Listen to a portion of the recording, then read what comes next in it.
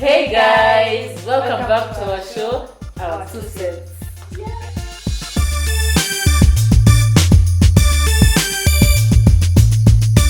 So hey guys, welcome back to our show. And today on my show, I got my guests here with me, and I'll love them to introduce themselves. On my right, I'm Judith Maeba. I'm a lecturer at KISS University, and I'm so glad to be at your show.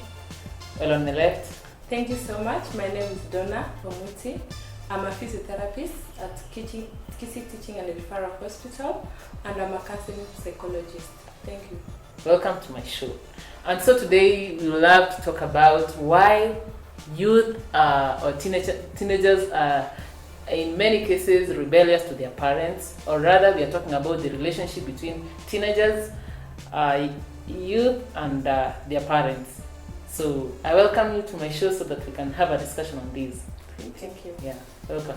Have you been rebellious to your parents? How did you cope up with your teenage life? You are, as a young youth, what are you doing now that you're working? How do you relate with your parents? Okay. Once more, thank you for inviting me to your show. Yes. What I can say, growing up as a teenager, I didn't have hard time with my parents, and I think this is because we were given freedom. Mm-hmm. When we were raised, or personally when I was raised, we were given freedom of expression and freedom to engage with people. A good example, most teenagers, let me give an example, parents have an issue with the teenagers having phones before they get to an age of 18 years, Yes. which we can understand. Because there are so many things that are found in a phone that a parent would want her kid to access before a certain age. Sure. Personally, I was given a phone when I was in class 5. Wow. Yeah, my first phone had a first phone when I was in class 5, though ilikuwa ile kidude. But I had a phone when I was at an age of 5. In class 5. Yes. So when schools would reopen, then I'll give back the phone to my parents. So when I'm coming back again for the holidays, my phone will be given back to me. So, and that was contrary to my friends. You're not supposed to have a phone. So if you want to talk to your friend, So if you're supposed to talk to your friend, you will go talk to your parent. Mom, give me your phone. I want to call a friend. You sit there, talk to your friend. Again, you give back the phone. Restrictions. Yeah, restrictions. But I think I think what my parents were trying to do, they were trying to let me experience their fear. Yes. Like, let me give you that opportunity to use that phone so that I can see how far you can go with it. So that's why I couldn't even maybe sneak with the phone to school. So if schools reopen, I'll still give back my phone to my parents. So my experience as a teenager, I didn't have much trouble with my parents. That's what I can say. Thank you. And how about you, Donna? Okay. Away from being a psychologist, All you right. experienced Yeah. that life. Let me Yeah. scan back. My experience with my parents, I won't say about the phone because we didn't have a phone. I came from a very humble background, but I think I was that child who is obedient and who wants to make peace. But I think I adopted that because at some point my dad was so harsh and authoritarian. So I was like, now I want to play safe so that the environment can be so cool. So I was like supporting the family so that kids don't pop out, which is unhealthy. That was my experience. Well, and according to me here, oh my God, it was a bit crazy. Mimi, hata after Form 4 bado, my mom is not so sure if I should have a phone. That is after Form 4. You know? And that is why at some point I kept looking for my own peace. Unajua, I go out telling her, unajua, me I need to do this. And there is nothing you're going to do about it. This is what I'm choosing to do. And whatever you have to think, now, I give you space. You know? Nimemaliza Form 4, nipe simu. Bado she's not sure. I mean, that is unfair to me. Na join campo, she's not sure. I go like, if you have to go, unacha simu yako nyuma. I'm like, this is a mobile gadget. Why is it even a mobile gadget? Because nafaa kuibeba, you know. Yeah. But now, mtu mwenye niko naye hapa hataki to understand your aspect. No. That is why according to me, many youth will go out of their way to find their own peace using their own means. So they have to be so rebellious so that you can give up. Uko like hapana, you amenishinda. Achana na yeye, unajua. Yeah. So how about now that you've been in campus, you've come out of it, and now you're looking for a job?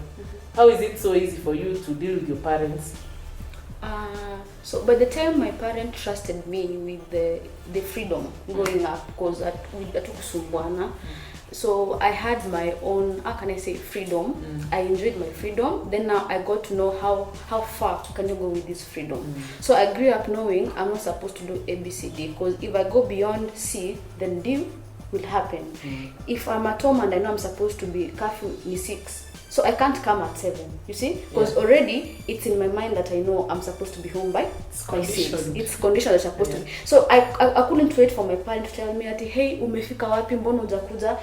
It's already registered in my mind that by 6 you're supposed to be in the house. So if I do that without being told, then hakuna hapa tutaguarana na parents, hapa tunapatana na yeye. Then another thing I think, it's not like a mistake parents do, but as a nature of parents, there's that you have your own fears of letting your child experience the world out there without you being controlling or without you giving the child a limit of what you're supposed to do. But what I can say, being given that freedom, it has helped me grow as an adult, because I'm able to make my own decisions, knowing that if I do this will happen. If I don't do this will happen. So that helps you to have your own virtues as a growing person. That's what I can say. Oh, that is nice. That's beautiful. And now to Donna. Yes. What do you think the parents, parents, yani kutuna wazazi wenye, okay, I can say this in a simple way. Our parents are living in a different generation and we are living in a different generation. Yenye mzazi ana expect to find things their way, and I'm also choosing to do things my way. Now that technology is here, exposure is here, education is here, and we are now in the exposed world. What do you think that how our parents are not really understanding and inaleta conflict, according to you? Okay, the source of conflict is lack of awareness and knowledge from the side of the parents, because at teenage, now that teenage wants to experience autonomy, some independence, so that he can have self-identity. And at that point, there's a lot going in their body. There's hormonal changes. The brain is developing, and they also want to be to fit in to their peers. So at that point, I would like to tell the parents that there's some things that they don't need to sweat for. For example, if your teenage boy or a girl wants to change an hairstyle, surely that's not something that you can sweat for. Because this person wants to identify who she is and she wants to experience her new self. So sometimes we find our parents are so worried and they get lost. Some things that you're supposed to be getting worried of, it's when this teenage is practicing things that will cause harm to himself. But these are the things that are, nothing will happen, nothing worse will happen. Just give them that space to experience them. Can I add something to what Donna's just said? As I said earlier, there's that fear that a parent is so scared to let a child experience something, to practice something outside the house, kuja late. I came to realize that if you enclose a child without giving her or him an opportunity to express himself, then a child cannot open up. If you're so strict, like mtoto hawezi kukaribia, you've ever had like a kid does a mistake and I'm like, mama usiambie daddy, because ako sure the dad is going to do something crazy and anaenda kumchapa. Then now if someone is going through a problem, then the kid cannot come to you because umeweka boundaries. A kid, before doing something, she cannot even approach you because there's a way we are bringing up kids, or there's a way that we are brought up. Like nikifanya hiki kitu dada anaenda kuniua. So I think the century is changing. Everything is changing now, current world. So I think the modern parent should try cope up, and the way she said, we should give them awareness. What's going on in the society? What's happening? Vitu tazifanya venye wali grow up. Or bring to speed. Yeah, because no, they are thinking like maybe ukienda mtoni, the way they grew up telling us that ungeenda mtoni, mtu anakuja na wachukua na maji. That's how they used to get married. Now, right now, it can't happen like that. Yeah. No, like things have changed. If I want to get married, I'll come home to you and tell you, mommy, daddy, this is what's going on. Someone see yeah, I'm sick. or someone is seeing me, I'm seeing someone. So I'm not going to escape from the house and carry my clothes and go. You see? So like say there's education, the formal education, people are educated, and things now have changed. So I think parents should be open-minded of what is happening around us. Yeah, to add on that again, unajua kuna wazazi wenyewe ana put up na crap ya mtoi to some extent yenyewe mzazi mwingine haizi put up nayo. Unaona? Like mimi I can easily explain to my mom. Unajua mimi nataka kwenda town nifanye hii na hii na hii, nitarudi at around 4. My mom will put up with that. Unaona? But nitamwambia usiambie daddy because daddy haizi put up nayo. Hata unaenda town kufanya nini? So sometimes if you don't really have the freedom to express yourself freely to both of your parents, itabidi mtakuwa mnafanya ujanja na mzazi mmoja. But do you think that's healthy? It's unhealthy, of course. Yeah, because at one point, utamess, then and the other parent will know. And then that is why most of our mothers wanaekonga kwa shida wakati umejipata kwa shida ako like wewe na wasichana wako. Yeah, so, but that should stop because personally, when I was in campus, if my mom sends me money, usitumie ile mtoto pesa nilishamtumia. So you cannot go again asking for money from the other parent, because if they're making a decision, the one parent will involve the other one. So I think also parents should learn from that. Like if you are trying to bring up a kid, don't do it alone. Try to include the dad. Like, and for mothers, like the way you've said, there's a way of raising girls, and there's a way of raising men. Sure. So if I know what women, if I'm a mother, I know what women want. I will want my kids to, my ladies to be raised. So I should like try to give more attention to the. Okay, I'm not saying that you don't give them boys attention, but there's a way that you can handle your kids so that one parent's not blamed when a mistake has happened. Sure. Yeah.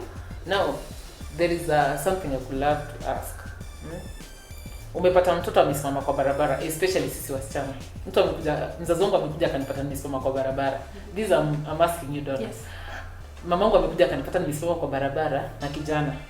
Unaona, it's not the right age because I'm a teenager, niko high school and all this. Then my mom huko mali alinisportia. Hata kama ni 1 kilometer away, ana throw mdomo. Wewe doll, unafanya nini hapo? Unafanya nini kijana, there is that kind of uncomfortability yenye utakuwa nayo, uko like no, she shouldn't have shouted. Okay. Angerelax, niende kwa nyumba, then we can talk and we'll leave. What do you think about that? How does it affect the teenagers? Yeah, when you are becoming a teenager, there's an image you're developing.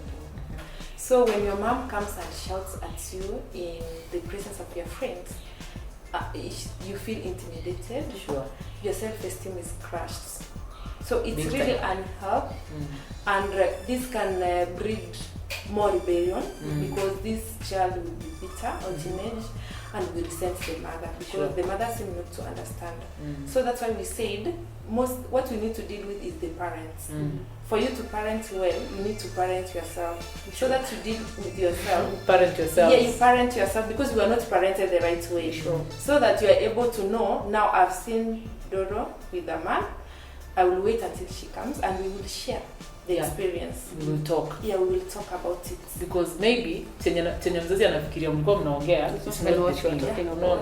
And that is why sometimes you're told, before you want to bring up a child in a healthy environment, make sure wewe mwenyewe you are a healthy parent. Unaona? Yes. Because you will bring up children who are so broken. Yes. Kuna a lot of children who are stressed, who are wako grown, but you don't really understand kama dysfunctional, unaona.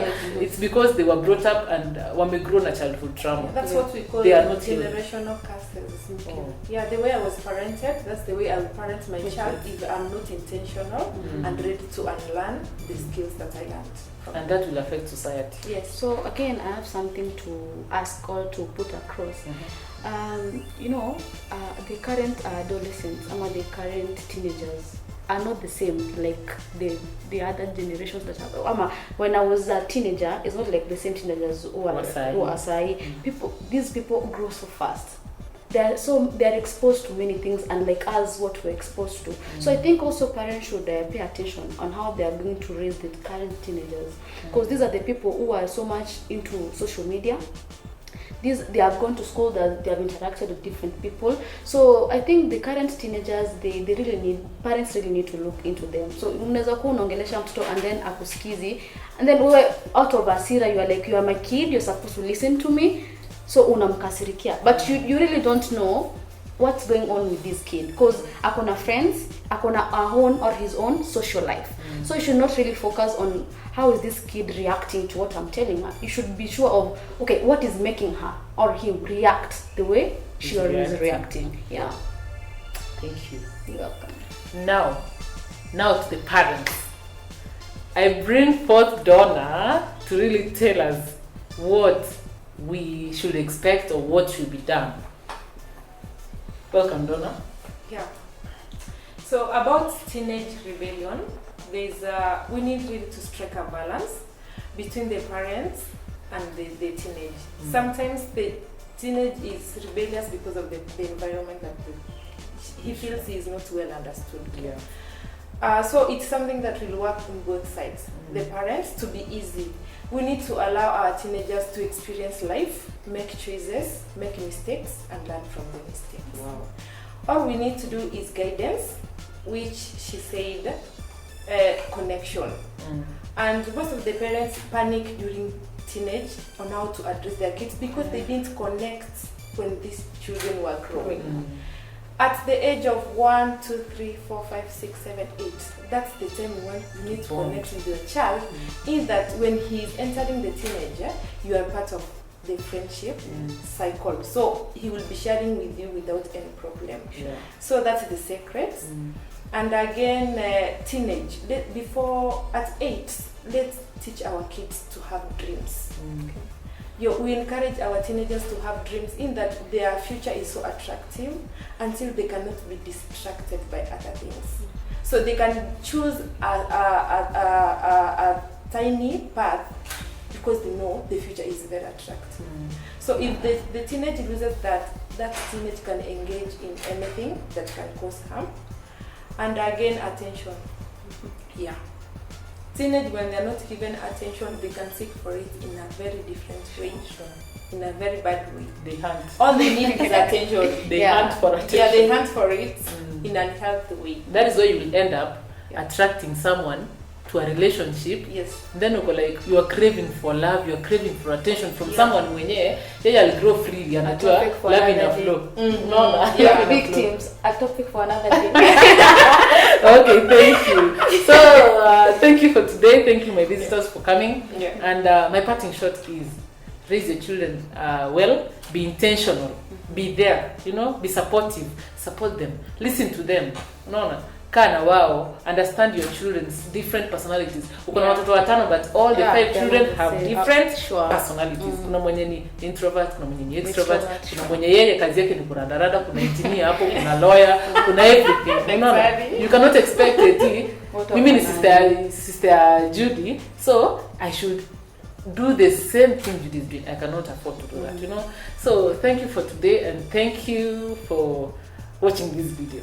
Comment down below and tell us how you are handling your teenage, how you are handling your youth with your parents, how your parents are handling you, if you like it or if you don't. Thank you for today.